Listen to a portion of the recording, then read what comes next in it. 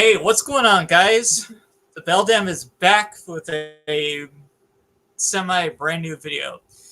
And, well, welcome back to our book talk club. I know it's been a minute since we've done one of these. That's my fault. I am.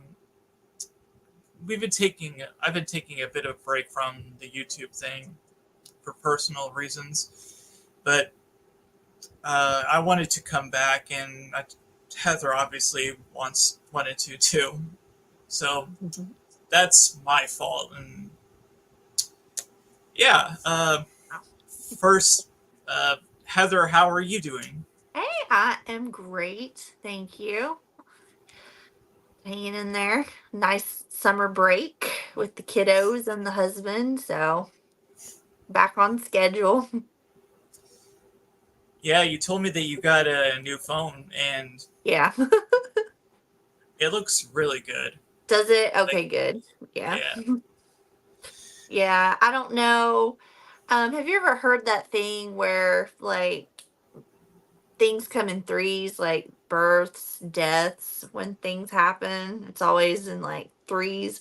Well, yeah, our dishwasher broke last week, and then my phone died, which it was getting there. It was an iPhone 7. I've had it for 8 years, and it finally bit the dust. And then our dryer died today. So, three electronic um, things have died on our end. So, it's been super fun.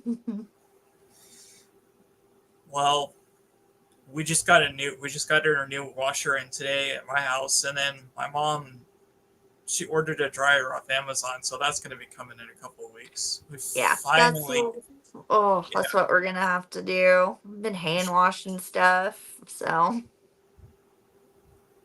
same, same. Okay, I think we should just get started right into the book. So yeah. this month's book was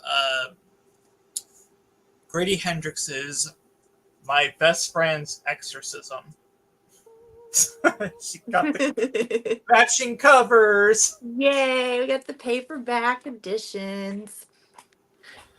Oh man, His books are so fun, whether you get the paperback or the hardback covers, because he puts so much thought into what they look like. So this one's like, the VHS 80s yes, retro going yes, on. I know the hardcover's like a yearbook. yeah. I think I do like the yearbook cover, but this Hmm. one is so much better because it just I fits do the whole too. vibe of the book. Since it's in the '80s, Hmm. it's that whole like retro thing. It's got a lot of like great '80s songs in here. And while I was reading it, I was like, I had to take a break and pull up songs on when I certain know. scenes happen. Yeah, when certain scenes happen, I was just like playing the song um because I just had to immerse myself fully into the scene. Yeah.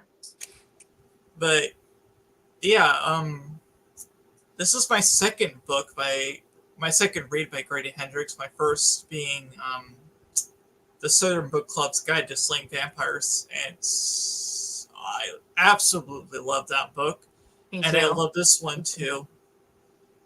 So why don't you give us your thoughts first and what you thought of it? So I read this book for the first time last year, with my eyeballs only, and then loved it. I think this is the one that got me into Grady Hendrix. So I started reading his whole backlist of his horror books, and I love it. I gave it a 5 out of 5 then. It's still a 5 out of 5 now. This time I read it with my eyeballs, and I had the audiobook from my library. Made the experience just that much great. This one, oh man, it's hard because I love Southern Book Club's Guide to Slaying Vampires. This one's right at number 2. That one's Mm, still first for me, but this is like, it's a good contender. yeah, I I hear what you're saying. Like this book, when I was reading it, it was kind of teetering between like a strong like 4.5 Mm-hmm. and like a full 5 out of 5 stars. Like, because this book is a little bit more, it reads a little bit more like a young adult novel than Southern Book Club, Mm-hmm. which is not a bad, which isn't a bad thing. I love most of like young adult books. I have no real issues with that genre, but you can see like a lot of like the similarities in the writings with this and like young adult. And Mm-hmm. what really uh, put me over the edge to give it a full 5 stars was the ending. Yeah. Yeah, it just I was I think I messaged you and saying that I almost cried reading the end of this book. Mm-hmm. I was crying and listening to the audio book of it because that's basically what I do with books. I have to listen to it while I read because I cannot read a book by itself anymore. I just can't because my mind just goes Mm-hmm. everywhere. So Yeah. Yeah. The last two paragraphs of the book, it about got me. I don't cry much, but it almost, yeah, it almost got me. I was like, oh, that is such a good ending. His writing is one thing that he does really well too. If you read more of his stories, like this one, he writes really good relationships.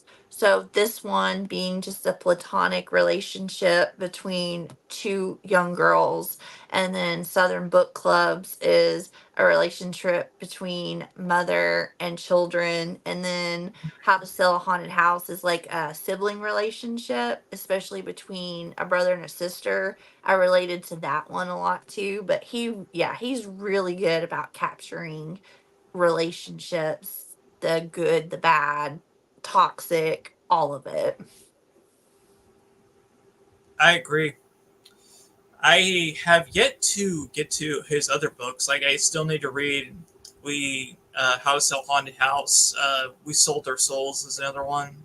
I want to Mhm. read Horror Store, and there was another one if I'm not mistaken.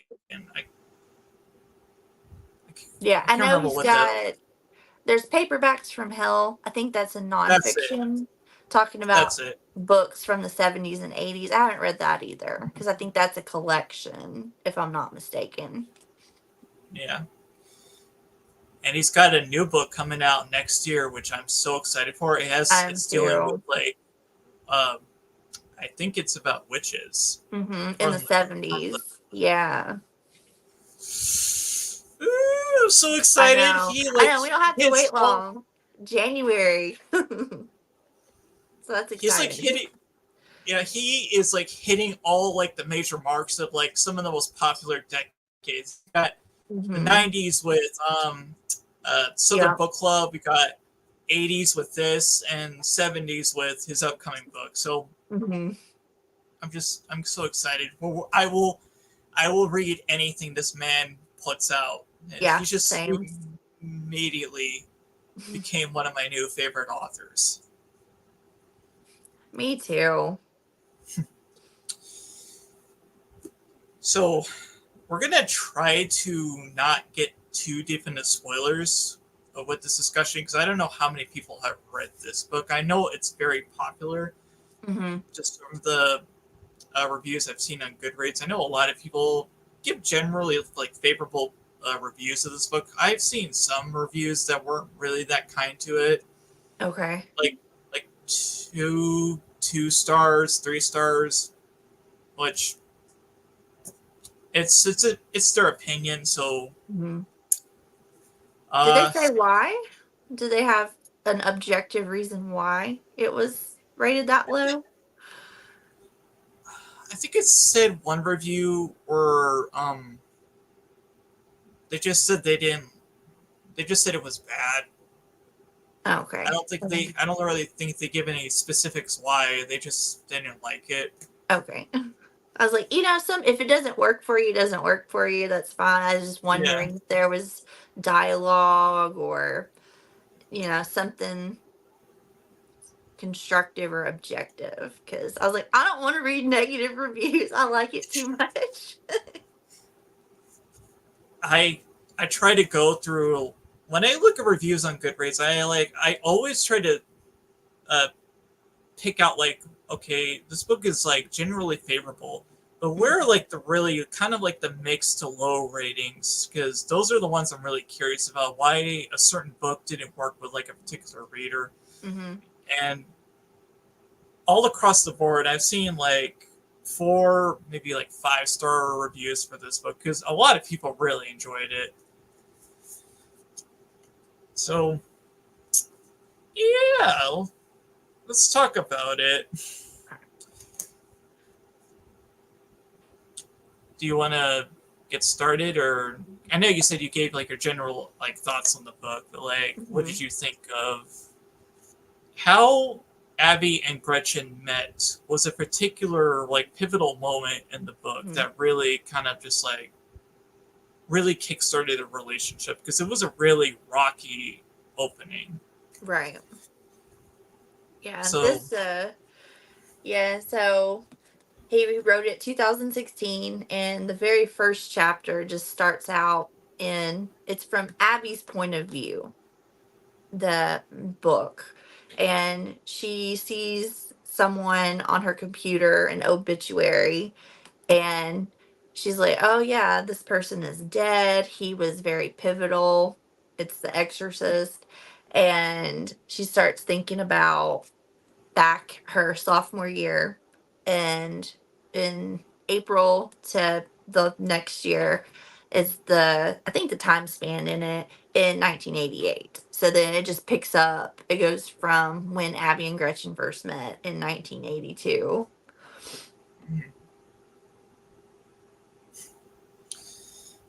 yeah. So Abby is she's having a birthday party at this what is the name of the roller rink that she's at? Yeah, it's a roller rink. I felt bad for her just because this is probably why I related to her a little bit too. Her birthday is December 1st, 1972, and she put up a roller skate rink invitation, handed it out to all the kids in the class. It's her 10th birthday, Mm-hmm. and if you guys know anyone that has a birthday the end of November and in December, how much it is so hard to plan a birthday party just because of the holidays. And and Abby is so excited. She's watching all these movies. She's going out. She's doing this roller skate dancing. And there's another girl in her class named Margaret that is very, very rich, very affluent. And she decides that she's wanting people to come over to her house at this plantation and play with her horses. Mm-hmm. And Abby's like, even the teacher in there was like, well, Abby, you can just switch your party. And she's like, Yeah. but it's my birthday. You guys can go and play with horses anytime. It's my birthday. And so she's at the skating rink. She gets obsessed with E.T. because she watched the movie in 1982. Everything's E.T., the decorations, her cake. She's so excited. And none of the kids show up to her party. None of them. Not one. It's And it's she's just her and her. devastated. Oh my gosh. It's just her and her parents, and she has like this whole like you said, it's an ET themed birthday party, Man. and she is devastated until another set of parents comes in and they bring their daughter Gretchen. Mm-hmm. I don't think like I don't like at this point Abby doesn't really know Gretchen that well, not enough to because No. they're not like besties yet. No. And Gretchen is like the weird new girl. I think her family just moved there. So, yeah. That's what Abby really didn't like her. She called her like a freak or something. And it was like, yeah, oh, the weird girl comes in and she's handing me a gift. And And the gift is a Her Bible. Yeah, so that sets it. You get her family. She's like, oh, we don't, her mom, we don't know this creature. Um, Here's a children's Bible. And Abby takes it and it's like, oh, I hate it here. And she runs out, and Steve Perry is blasting open arms. And she goes to the bathroom and she hides in the stall and she's just crying. And she hears a little tip, tip, tap, and it's Gretchen. And Gretchen's like, hey, I just wanted to check on you. I know you're in there. I'm really sorry. Abby's telling her, go away, go away. This girl, Gretchen, crawls under the stall of this nasty ass skating rink. Ugh. And is right there in the stall with her. And Abby's just sitting there on the toilet, like, what are you doing, you freak? I thought that was so. I'm trying to picture this. I'm like, this is hilarious. But this is Yeah. like their bonding moment. And she's like, why are you here? And she's like, well, you put your invitation first. It would be rude. And I hate horses. They're stupid anyway. I like dogs better. And she goes, I don't know how to skate. And Abby says, well, I'm going to teach you how. And then they get out there and she teaches her how to skate and they're dancing. And then the song comes on. We got the beat. And that's like their song. They're getting out there, getting it. And that solidifies them being best friends. Yeah. That was that was a sweet yet heartbreaking opening. Yeah. Because I don't know, like when you were growing up, did you ever have an experience like that where you had like a big party planned and then nobody showed up? No, I did not. I I can't imagine. Yeah, just like you got this poor girl and she just I don't know, she's just so devastated, but in the end she's just like she's out there roller skating because she made a new friend and she's so happy. And then the book like it goes a little bit of a montage about their friendship throughout the years. Like they're listening to Madonna. They're Hmm. what else? It's just like this cute little montage that they have. They're talking about uh, when when Abby says that has that incident with Tommy Cox where she like runs into her and she falls and has like she has to get stitches on her lip because she like falls and like chips her tooth or something on like the roller skate the roller skate floor. I know. Way to end it is at the ER. First, no one shows up, and then she gets ran into and gets stitches in her lip. Had to go to the ER. And she's just like she's like 10 at this point, so you can Hmm. imagine how embarrassing that must be. Um, yeah, I'm just like yeah, Gretchen is just like she's got Abby's back by this point. She will stick up for her Hmm. as any good friend should. It's just like solidifies their relationship, and she gets her like she takes her to the movies and she makes her watch like ET because Gretchen hadn't seen ET because she has this big like she concocts like this big explanation about how her parents are In the witness protection yeah program.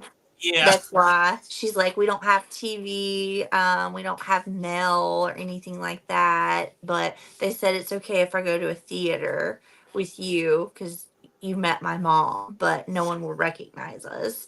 And yeah, because they just moved there, so no one really knows much about them. So yeah, Gretchen makes up this big thing about her family being in the witness protection program. yeah.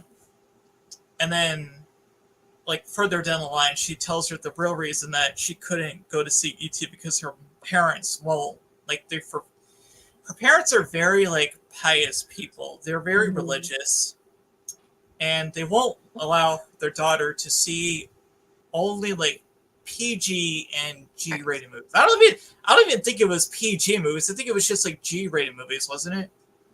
Yeah, I think PG and G and ET was PG-13. I think that's why she couldn't go see it because she was 10. The time that was it came out in '82, didn't it? Yeah, it was right there where Like PG-13 was just becoming a thing. It might have been PG. It might have been like Poltergeist and been PG, and then the next year PG-13 came out. But she wasn't allowed to see it. She's not allowed to eat certain things.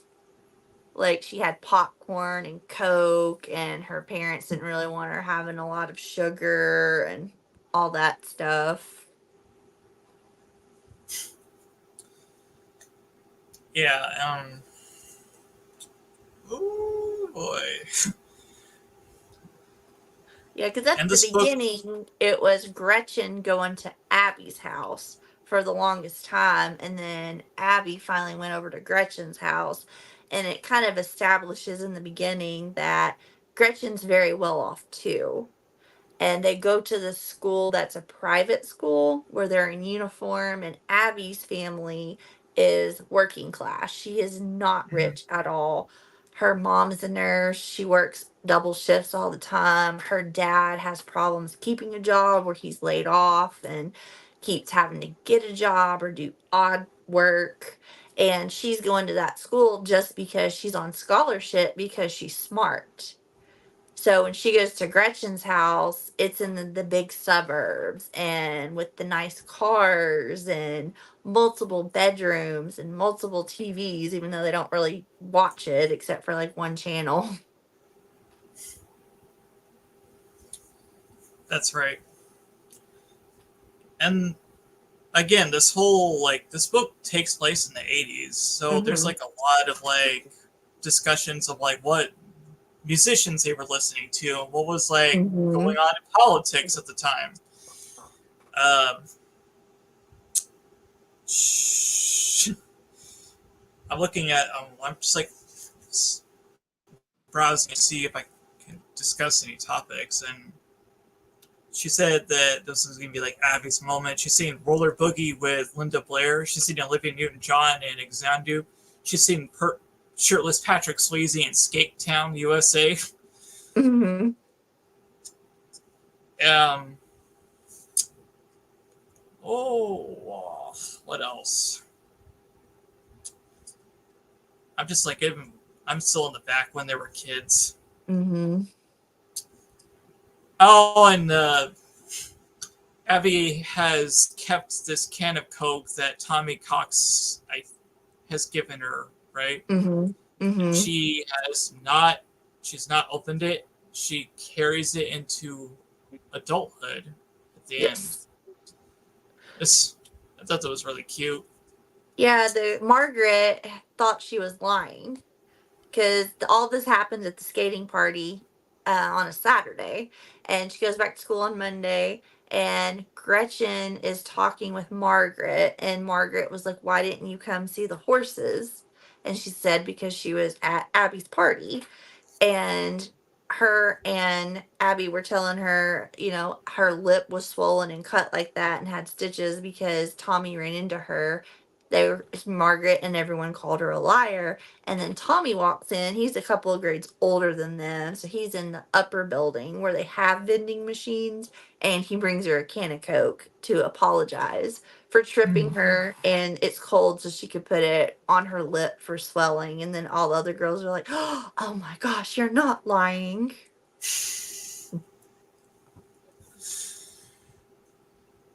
Yeah, I like. Sorry, I keep saying yeah, like yeah, yeah, Yeah. yeah. Uh, hmm. What else should we talk about with this book? I mean, should we just I, like fast forward to like when they're older when they're in high school or Yeah, it's like there's not much in there when they were younger. It Most of it was when they get into high school. The only other scene I could think of is when they were in 8th grade and it was just the two of them and they met Glee for the first time, yeah. where she had Yeah. lost her retainer and Abby and Gretchen were the only ones nice to her, that they helped dig through all that yucky garbage at school looking for her retainer because she said it was her third one and her parents would kill her. And then it flashed forward to when they were 16. And I thought it was very interesting. It turned into a group of four. It was Abby, Gretchen, Glee, but then Margaret's in their group too, even though she was the bully. Mhm. Somehow she infiltrated their group. I was like, I wonder how that happened. It never talked about why or how. I mean, if it did, if we probably missed something. Yeah, it's like it didn't say. It just was like, oh, there's Margaret, and they were always at her house because she was the uber rich one that had a boat. It was her lake house that they went to and staying over there. So we get to the night of the actual possession. Hmm. So Abby, Margaret, Gretchen, and Glee, they all go to Margaret's house, lake house, where they take acid for the first time.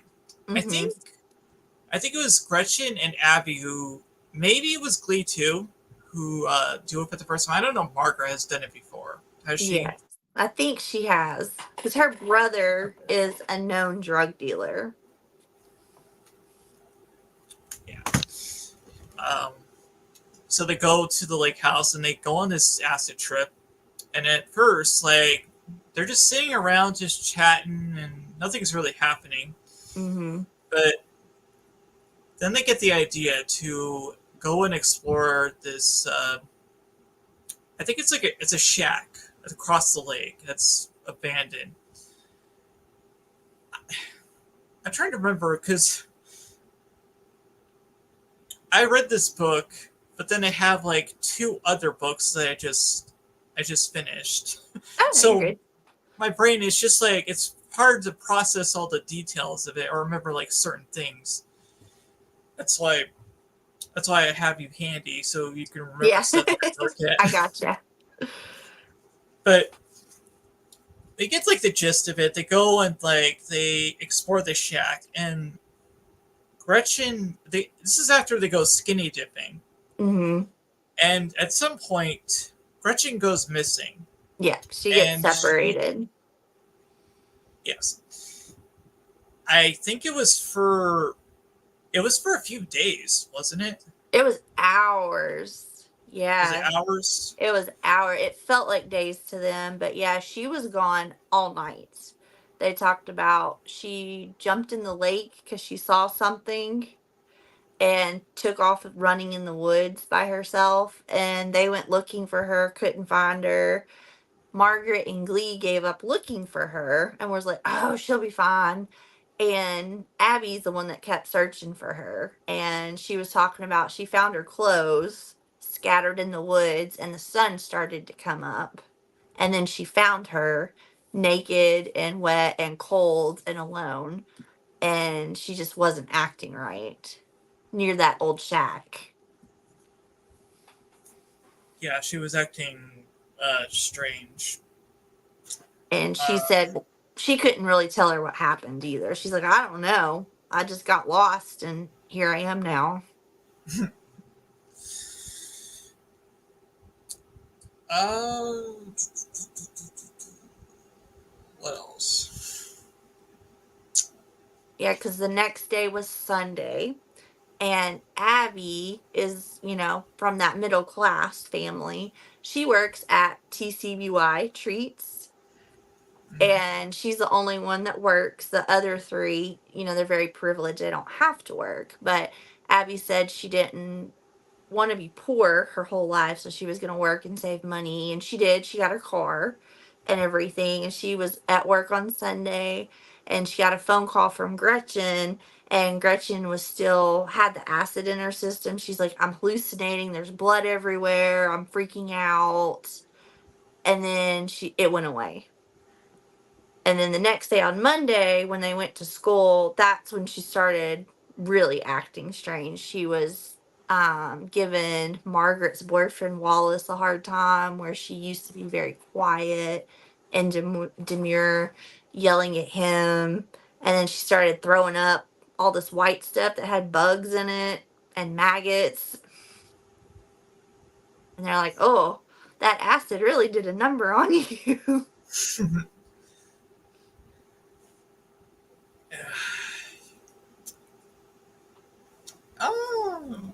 I'm sorry. I've just given like a whole synopsis of the book, and I was just like, I'm trying to keep up with what's going on. Yeah, there was a lot of stuff once they took the acid up until the end, different events that happened with her.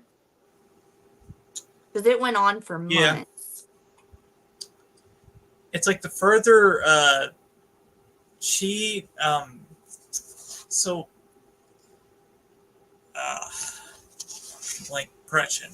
Mm-hmm. So as the book progresses, like Gretchen's like her appearance, she slowly begins to like more deteriorate, like physically. Like her hair Mm-hmm. is starting to like lose its color, and then Abby says that she's like starting to smell bad, and Gretchen tells her that she like she keeps hearing like this voice, Mm-hmm. and like it's something has attached itself to her, and the reason that she can't change clothes is because she doesn't want to see this entity like naked. She doesn't want him to see her naked. And it's like the kind of stuff you would like you're mostly familiar with in like these demon Mm-hmm. possession type movies. And she just gets Mm-hmm. more and more aggressive as this entity slowly takes over. Like she lashes out at Margaret's boyfriend. She lashes out at Abby. Just you're oh I think I lost you for a minute, Heather.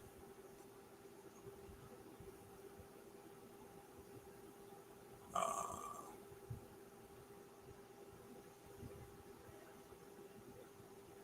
uh,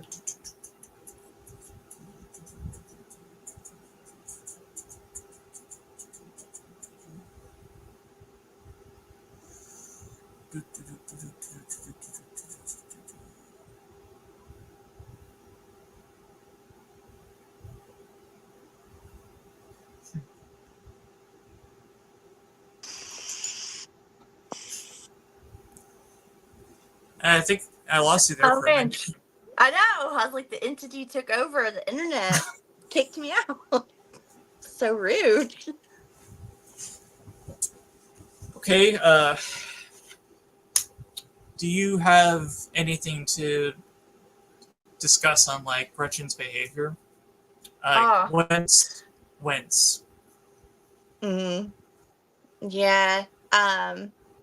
It's just very sad because she was described as having just this beautiful, flawless skin, long blonde hair, the best clothes, uniform dried, and it just didn't seem like anyone was really paying attention to her except Abby. And when she was trying to explain things, it wasn't making sense. And Abby, she was reading in 17 magazine, and she came to the conclusion she thought that Gretchen was attacked, not by something supernatural, but by a person, that she was sexually assaulted, possibly in the woods, and that's what's wrong with her, is she's having post-traumatic stress from this attack. And talking about, when she was saying taking her clothes off, like this entity would see her skin and hurt her. So yeah, that was just really, you could take that as a metaphor from the book instead of it being like a real, you know, demon possession, is somebody that's having trauma from being assaulted like that. But I thought he did great descriptions of just where she was and just slowly her dissenting, just being so tired and not changing her clothes, and her hair is getting greasy and pushing everyone away, and Abby's the only one that refuses to leave her side. Yes. And touching on that for a second, I mean, again, granted, I haven't read every single book by Grady Hendrix, but I think he writes women pretty spectacularly. I mean, I agree. just like, and this is from the point of view of two teenage girls, and Right. like like a full like an adult man, like writing the voices of teenage girls, that can be pretty tricky because you don't want to like stereotype them. Mm-hmm. But I think he did a really good job in like writing how believable these two girls and their relationship was portrayed. Um, and like I said, like I just I don't want to give away. We don't want to give away too many spoilers about like the things that occur in this book, because some of the things that transcend in this book is pretty shocking. Because some of the stuff that Glee, well, not the stuff that they do, but more or less like the stuff that happens to them, particularly Margaret and Glee. Mm-hmm. So I don't want to say what happens to them because of people who haven't read the book yet, but I would highly, highly recommend you all read this book. I mean, Yeah. we were already like singing the praises of it. It's really worth a read, guys. And Mm-hmm. just Grady Hendrix books and writing in general is superb. And I Mm-hmm. love that this takes place. It's not really connected per se, but it takes, you could almost say it's set in the same universe as Southern Book Club's Guide to Slaying Vampires. It Mm-hmm. takes place in the same area, Right. but Yeah. it's set like a few years before Mm-hmm. uh, that takes place. So this could be almost kind of like a spiritual precursor or Right. prequel to that, even though it has nothing to do with Southern Book Club. There's no characters in this that pop up in that book. Um, but it's just like a spiritual uh, precursor to that. So Mm-hmm. I don't know. Like, is there anything else that we should talk about? I Yeah, mean, once the demon entity fully takes over Gretchen and she's not in control, there's a lot of pretty gross stuff that she does to her mm, friends. A lot of body horror, a lot of yeah, psychological. it's pretty great, guys. And I think we could touch on Mm-hmm. I think we could touch on the finale just for a little bit. Not give away too much, but like give an idea of like what transpires and why this book made me cry. Yeah. And you said that it made you cry too, or did it? You said it was like at the very end. Mm-hmm. So it's at the point. Oh, wait. Oh. I think I lost you again.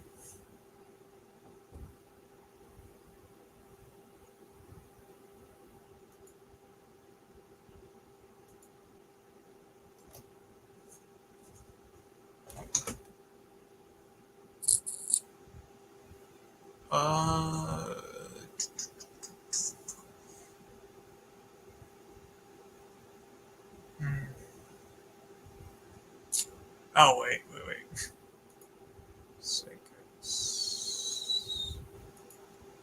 There we go. Yeah. I'm back I for don't. I'm back again.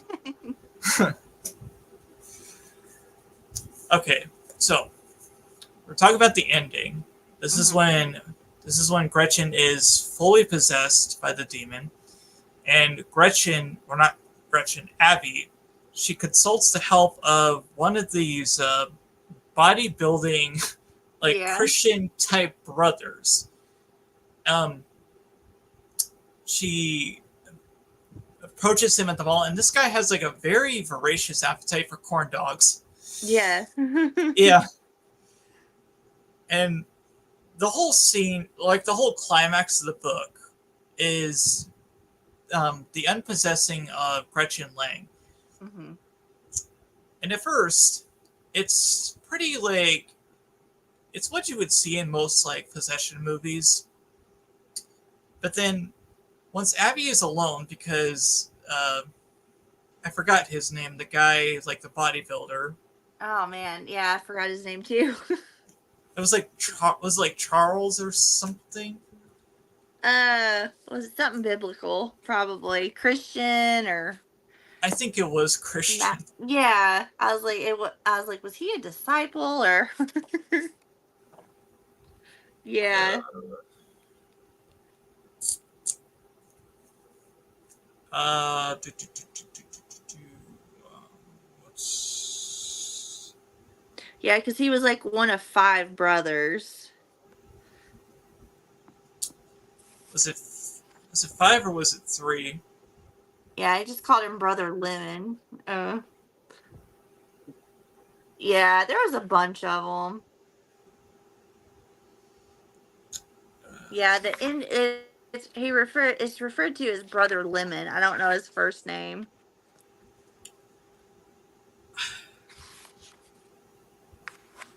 I'm searching it up. I think it would just we'll just call him like Brother Lemon.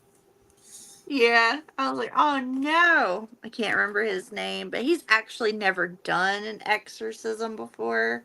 He just heard about it from his dad because he said that when they met, he was there doing this program at their school, and he had the gift of discernment, and he saw a demon on Gretchen, and so he's the only one that's really believed Abby that she said something was wrong with her friend.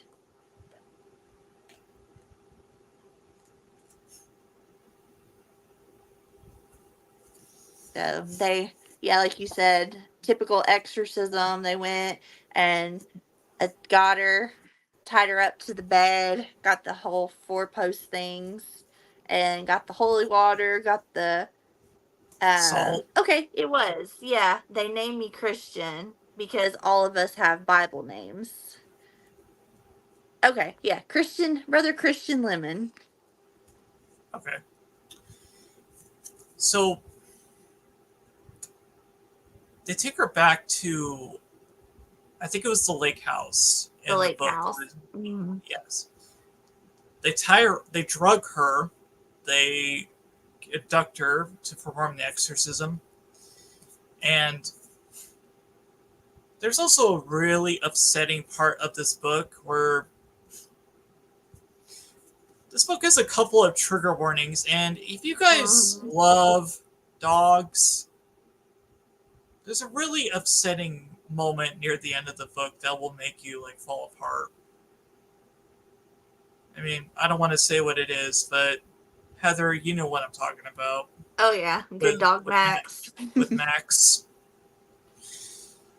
I'll just leave it at that. If you love animals, that's going to be a hard scene for you to swallow.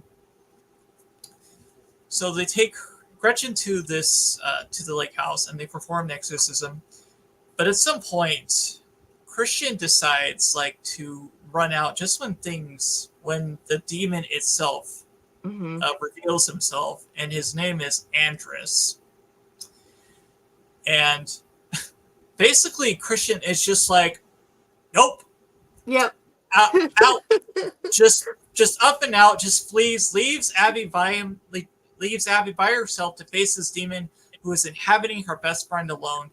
And as usual, demon taunts her, tells her all Mhm. this like typical demon bullshit, Yep. and she's like, Abby has never performed an exorcism before. She has no idea how to deal with this. But what really it's so funny yet it's so heartwarming Mhm. because what ultimately like casts the demon out is Abby starts like talking to Gretchen about all the things that like build their relationship together, their friendship over the years. She starts singing like their version of We Got the Beat. Mhm. And she's like, the power of Tommy Cox compels you. And Mhm. just like all this cute, funny stuff, it's like she's performing her own exorcism. And it ultimately works. What brings the evil out of Gretchen is the love and friendship that she shares with Gretchen, or Abby Mhm. shares with Gretchen. I'm like, that is so fucking beautiful. Yeah, It's it like was really good. it's uh, Yeah, like because Abby was talking about she was left there after old brother Christian yeeted out of there and went to find his dad, and he left like the Bible with the Lord's Prayer, and she was saying that she was reading the words, but they weren't really meaning anything to her. What meant something to her was their friendship, and she's just pulling all these memories, and she's like, Gretchen, if you're in there, you have to fight, like come out. And that's what kind of tethered them together, and she ended up winning because they're talking about the power of love being so strong. mm-hmm. And after Yeah. all this occurs, like like to backpedal a little bit. Mhm. Um, Gretchen, like she's trying to convince everyone, uh, her principal, her parents, Gretchen's parents, that something is wrong with their daughter, and it all kind of culminates in like all this stuff happening to where Abby gets in trouble. She's at risk of getting her scholarship revoked, Mhm. and no one's believing her. So this is why she takes it upon herself to relinquish the demon out of her best friend, because obviously because her parents, Abby's parents, they don't want Abby like anywhere near her daughter because they believe that she supplied Gretchen with drugs Right. after she told them that I think Gretchen took acid or something along those lines. Mhm. And they're furious with her, and her friends like they're mad at her too, particularly Gretchen because she was like saying shit about her Margaret's boyfriend. Mhm. And so Abby is basically on her own near the end of the book. And once they relinquish the demon, is when the cavalry shows up. Her parents, the cops, brother Christian, and his dad. Just everyone comes, and they only have literally seconds together.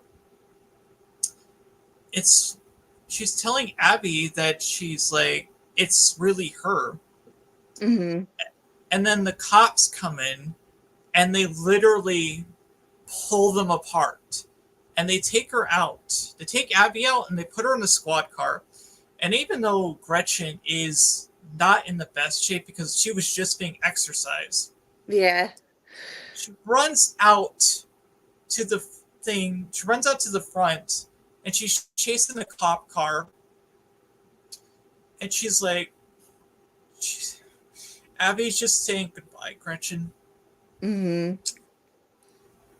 And it's after this, Abby and her family move to uh, They in New Jersey? Yeah, Yeah, it they went was up New north. Jersey. Yeah, because they were in Charleston. They went Yeah, states away. Yeah.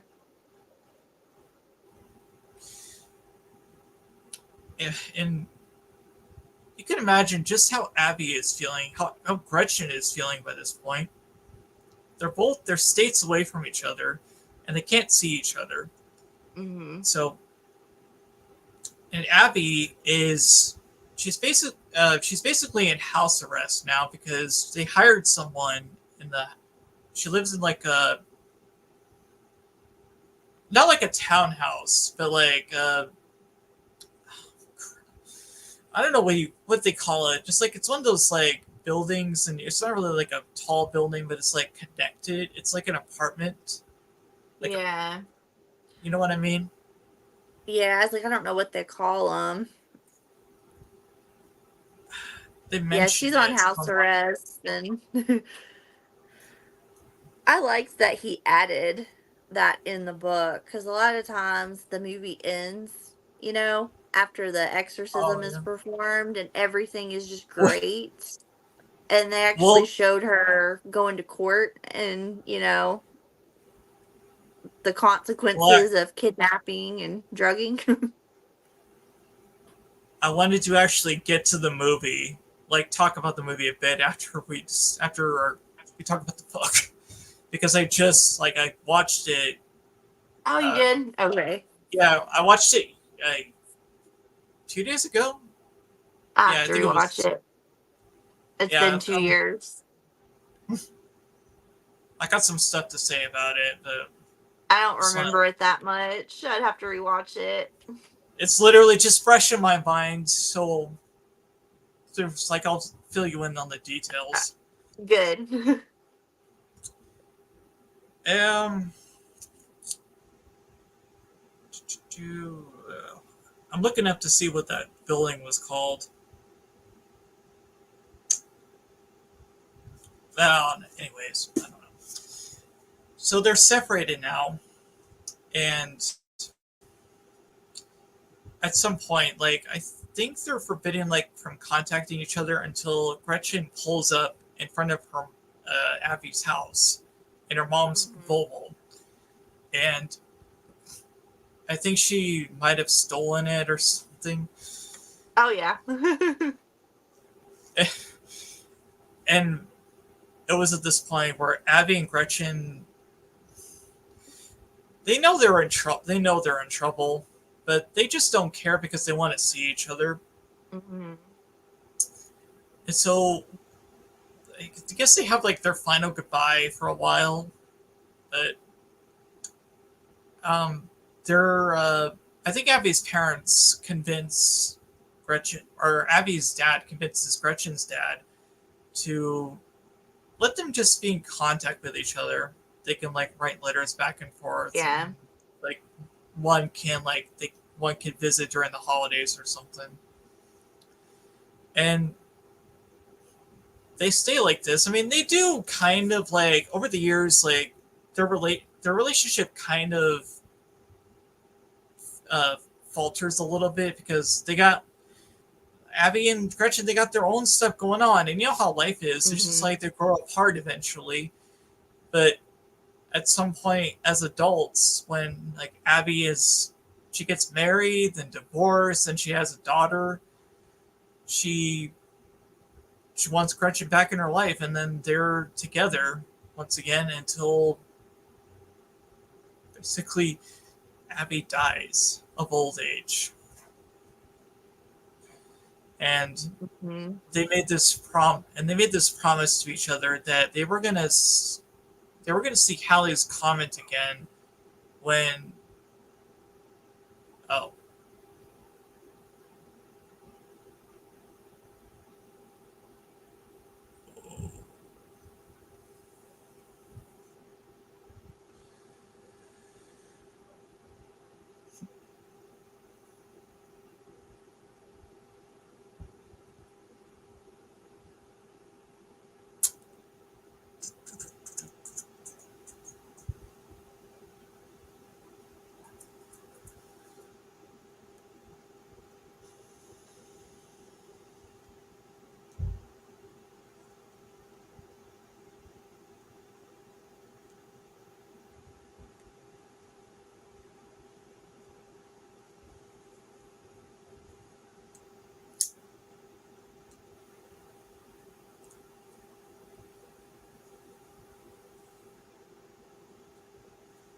Oh, Oh my gosh, y'all, I'm so sorry. It's storming here, so my internet is getting kicked off. it's all good. So, as we were saying, they stay together until they're they're older women, they're senior citizens, and Abby passes away. Mhm. And they made a promise together that they were going to see Halley's Comet when they were like 93. Mhm. Oh, sorry, it's my brother. Um, hang on.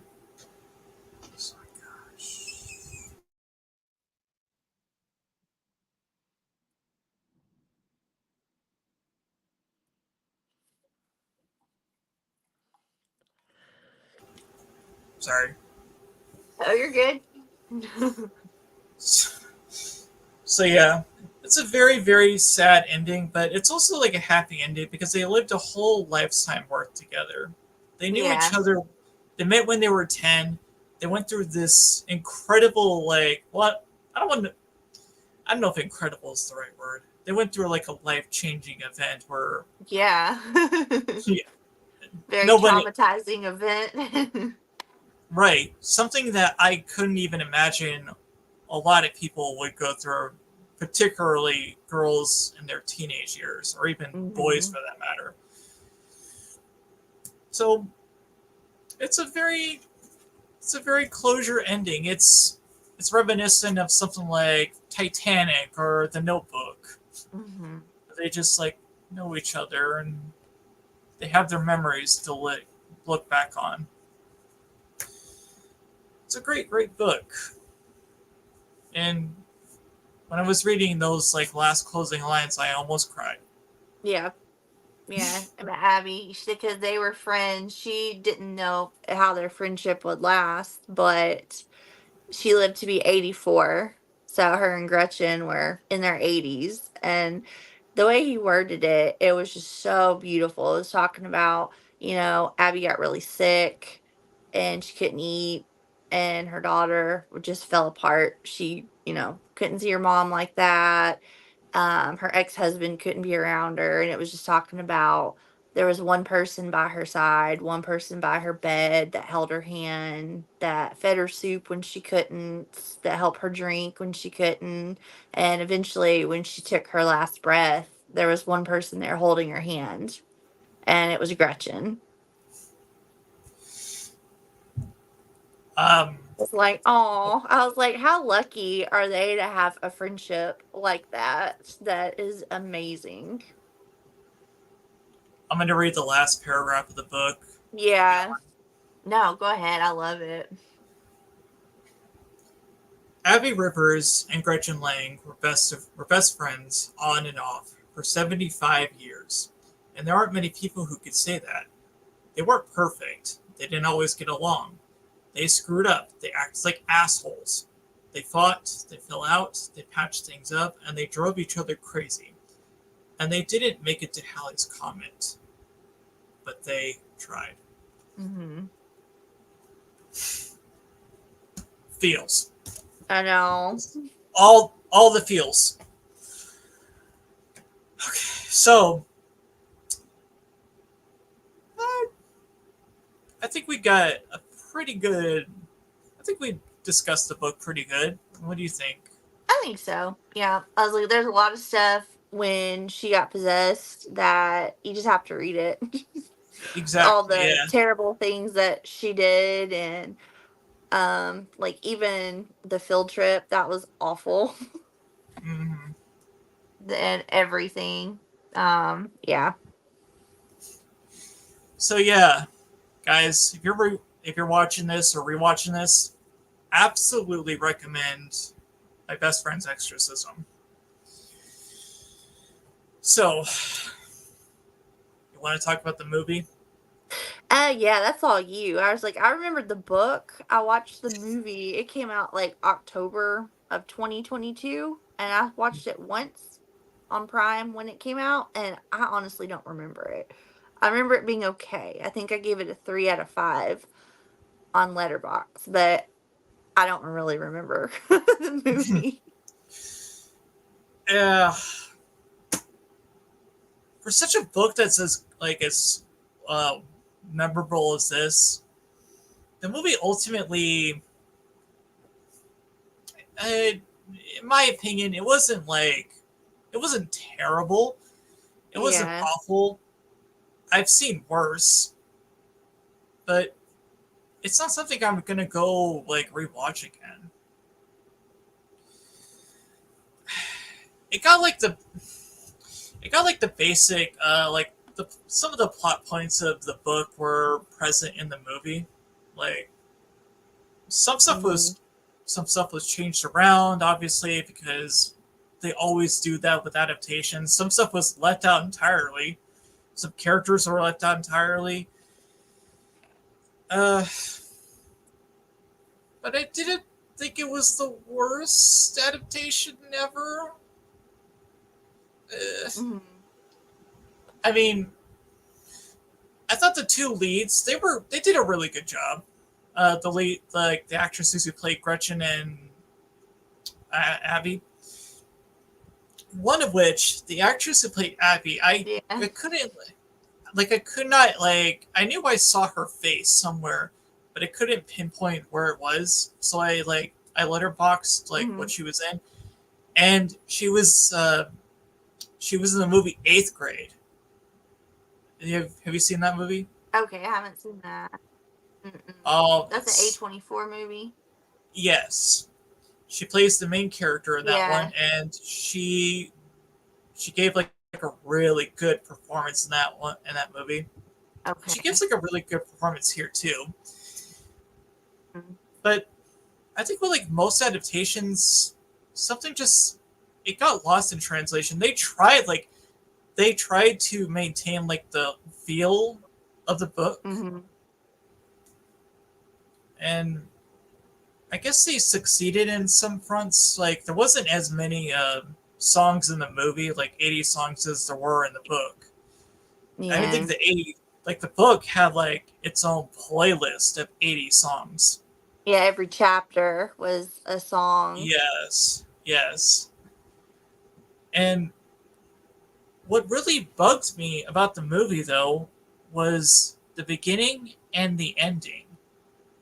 The beginning because they cut out Abby's 10th birthday entirely. Oh, okay.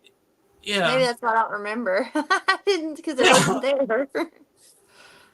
It's Oh gone. man. It just jumps right into them like uh being friends already as teenagers. I'm like, Oh no, that's the whole catalyst that got them wait, how? together. I mean, people who haven't read the book, like I think they would be fine like watching this and just get the whole idea of like, oh, okay, these two are friends and like they've Mhm. known each other for a while, but they don't really go into detail about how close these two really were since they exercised the beginning when they met as kids. Yeah. And I was just like I was so disappointed with that. Okay, that is disappointing. Yeah, okay. I remember the movie being heavier on the comedy Mm, and not so much the horror and elements and the friendship. That it was yeah. very forgettable. Like I thought, oh, it was okay, but yeah, it felt more comedy. And when I was looking at the credits, I saw that Grady Hendrix and Christopher Landon produced this. I'm like, Huh. okay, Christopher Landon directed some of my favorite movies that came out in the past like 10 years. He directed like Freaky, both the Happy Death Day movies. Yeah. So this book and like this like type of dialogue characters, it's perfect for him. But and Grady Hendrix, like I know he like executive producer, but and you know like most writers don't get a lot to say in like how their adaptations are. Yeah. So Hmm. I think Interesting. that, yeah, I don't know. It kept like it tried to keep like it tried to maintain like the feel and I guess like the core friendship of the book. But I thought the actors did a good job, but I didn't feel like that same camaraderie that Abby and Gretchen had in the book with what was being Hmm. portrayed on screen. I Yeah. didn't get that. Their relationship, like you could tell these two were best friends, but it felt very surface level. Hmm.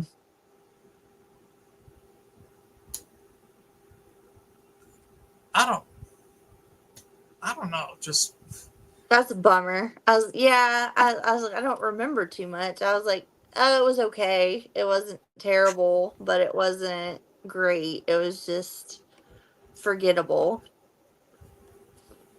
I was like I've heard even for like reading this book, I've heard yours and like Corey B movies like reviews of it and Hmm. how kind of it was just like I guess underwhelming it was, and I was just like, oh no, because Oh yeah, I was really loving this book, and I when you know. get, I was just like, okay, I know the movie's not going to be good, but I'm hoping it's going to be at least faithful, and it's faithful to a degree.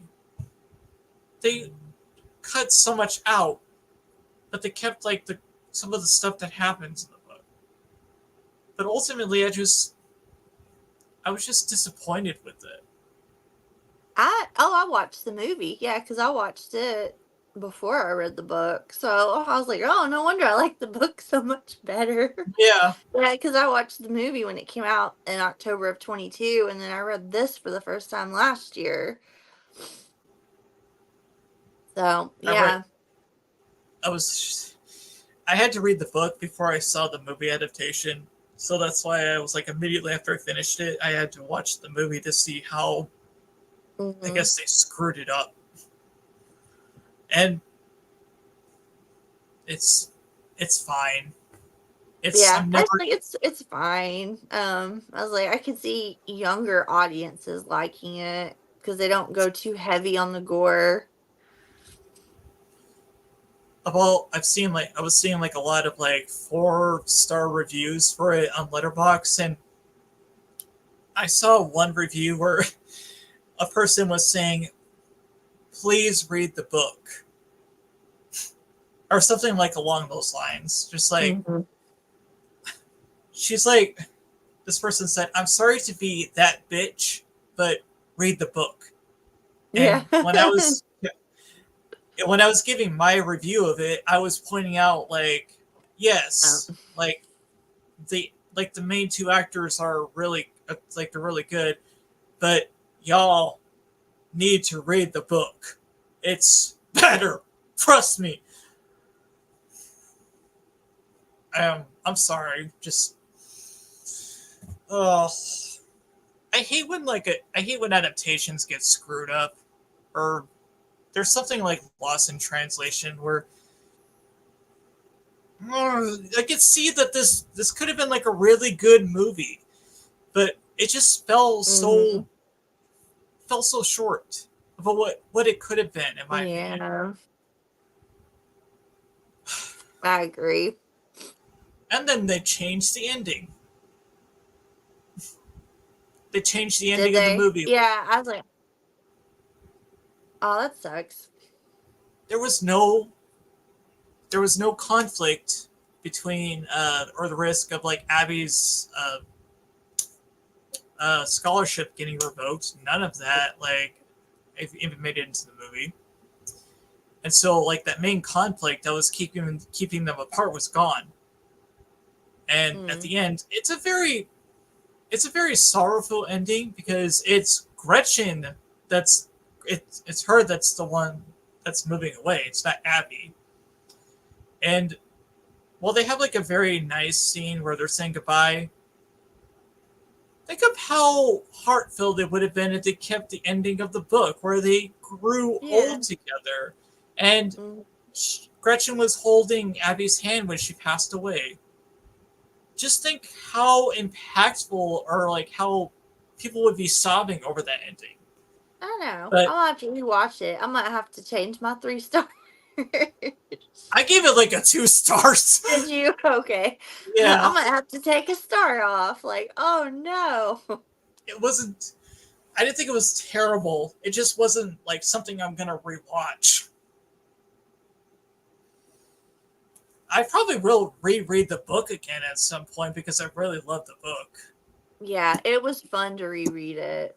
That's another thing. I don't give out a lot of 5 stars. One of my requirements, it has to be able to reread it. And this one, like I read it last summer, it still held up this summer, still felt the same feelings. So, I get that. Past like the past few books I've been reading, with this and Second Chance Summer, I gave both of those 5 stars just because of the feelings they gave me. I was really kind of like it was heart wrenching to read these two books and get to the end. I think Second Chance Summer is a little harder to get through than this, but not in a bad way because that book is just built on emotion. But you want to know why? Go read the book. But I would recommend you guys have like a box of tissues near you when you read it because it gets pretty sorrowful. I would recommend you read it too, Heather, if you haven't. Oh. Did you freeze again? Oh, yeah. Yeah, you froze there for a second. Yeah. Heather, I would recommend you read Second Chance Summer. It's really good. Well, oh.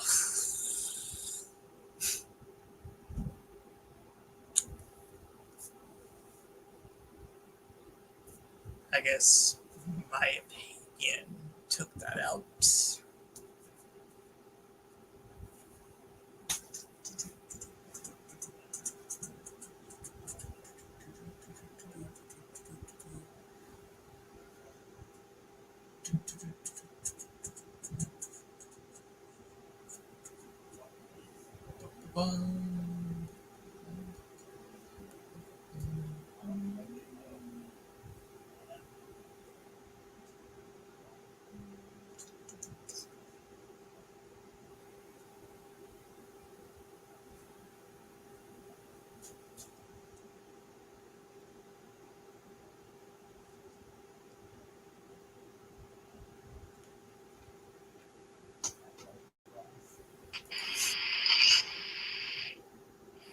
that was That damn terrible. storm, huh?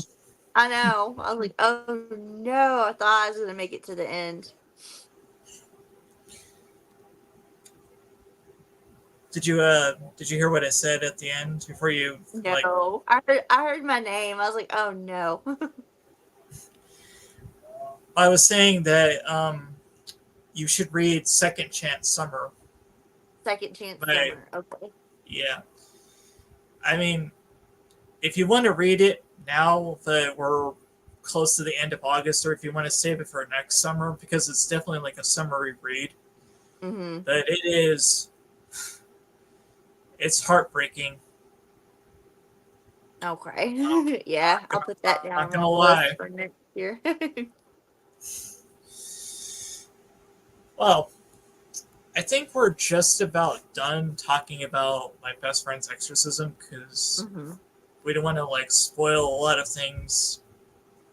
We want you guys to like go into it and just like read it for yourselves. But yeah, we both give it like 5 stars. It's Mm-hmm. pretty great book. Yeah. So you want to tell them what our next book talk club pick is going to be for September? Yeah, we're gonna do Mr. Magic by Kristen White. I think it's also an 80s throwback, but written last year. So, Yeah, guys. Mr. Magic is, think of it I, as like yeah, it's like I a like the sick. cover. It's what would happen if like a children's TV show host became psychological. I think that's what it's about. Yeah, I'm really excited to get to that one because that was on my TBR for a while. it's I, been on mine too. all right.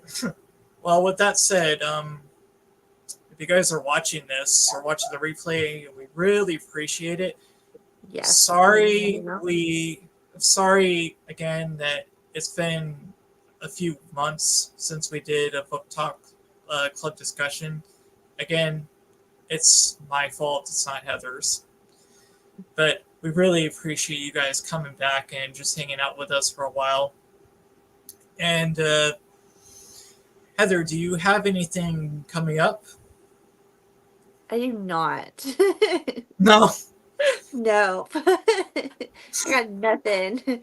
I got school. I got with Roman. I got Carmen Core math. We're just, yeah, hanging out. Yeah, I don't think I have too much planned either. Like, I don't know. Outside of this, like this book club that we do, there's not really much else I want to do with this channel. I think I would like to have like guests on here to bounce off of, but other than that, Mhm. I don't really know what else to do with this channel now. So I think it's just going to be book talk club for a while. But Yeah, that's I but it's think, okay. yeah, that's fine. Hey, I know. I was thinking, there's a couple of books that I read that I was trying to find reviews on YouTube that there's not any. So I might try and make a video of my own. We'll see. Now that I have a upgraded phone, but we'll see how that goes.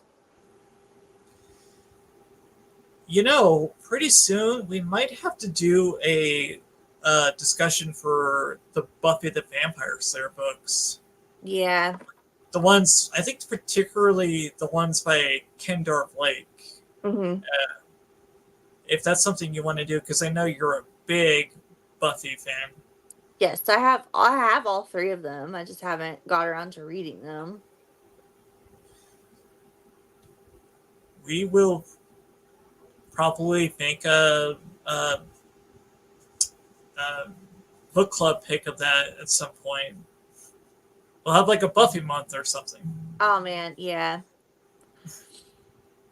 Me and Buffy go way back. Okay. Yeah. Uh, so, anyways, guys, thank you guys for watching our discussion. Thank you, Heather, for coming to hang out with me. I No really, really problem. appreciate it, Bestie. Yeah, of course, of course. And this is the Beldam saying, please like and subscribe, even though I don't do much content. I appreciate it. And I don't know how true this will be, but I will see you soon with a new Yeah. video. Good night, everyone. Bye.